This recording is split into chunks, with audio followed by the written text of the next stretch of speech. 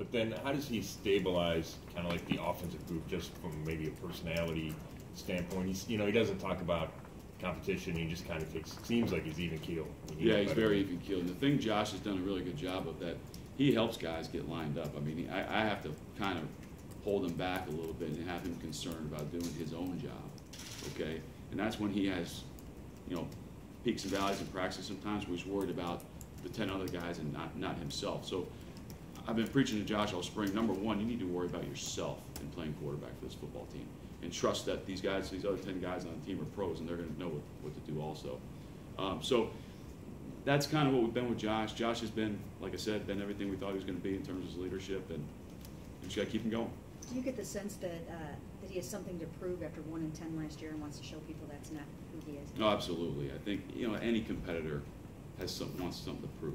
I mean, that's why we're all here. We're here to win football games. For this team, for the city, for our owner, and any competitor wants to go out there and have something to prove. Whether I think you're coming off a Super Bowl victory or you're coming off a 1-10 as a starter, I think you're always looking for something to prove. What specifically has Johnny Manziel improved on, since the start of this off-season program? Well, first off, I think he's improved on his pocket awareness. I saw him the other day for the first time get to his third progression, which was fantastic. We were throwing a post in a corner out the front side. We had a basic cross, which is a 12-yard in cut coming from the backside.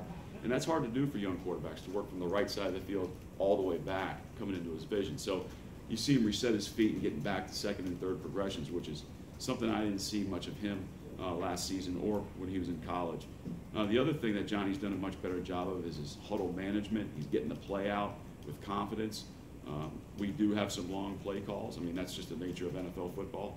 You are going to have some long play calls.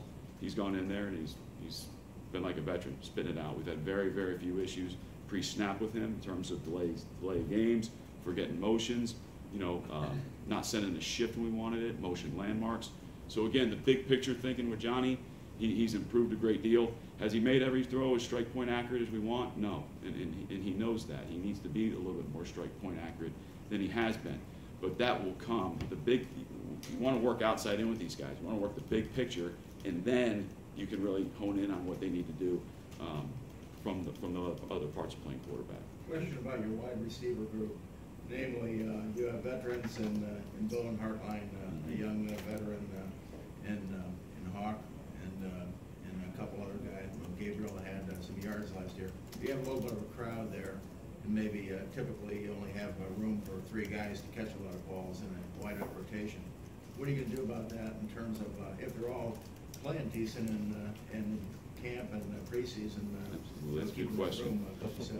That's a really good question, and I've talked about it since day one in terms of with our personnel people. The thing I do like about it is each guy is not the same guy. Even though Taylor Gabriel and Hawk are smaller receivers, they do have 2 different skill sets. Bo and Hartline are bigger guys. I think it'd be much more of an issue if you had all small guys or all big guys.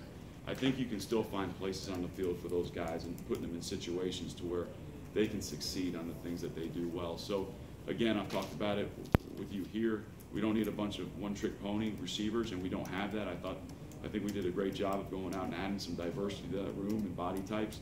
So I think when the different types of routes we'll have those guys in for.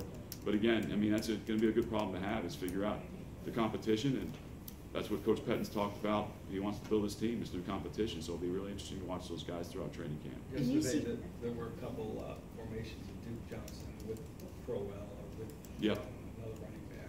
Yeah. And it looked like a passing formation. Is that something we're going to see a lot of? Yeah, we saw a lot of that. And that part of that, the part of this spring has been really good for us because as coaches, okay, we're all guilty of one thing. We're guilty of always wanting to be comfortable, okay? Of always wanting to be comfortable. Not putting Cam Irving at center, okay? Not putting him at left tackle. Not putting Duke Johnson anywhere but at tailback. Because of some of the injuries we've had, we've been forced to put Cam at all 5 spots. We've been forced to get Duke outside a lot more, as you saw that the last few days, because we've had four wideouts down. So again, in the big picture of life, everything's not going to look exactly the way we want it right now because we got guys out of position. But come the fall, it's going to help us. And again, for me, I'm a coach. I like to be comfortable. I like to have a guy at one spot. I like to have Duke Johnson maybe just at H. But it's been forcing us to think outside the box a little bit, and I think that I'm proud of the way Duke's handled some of those things. We've put a lot on his plate.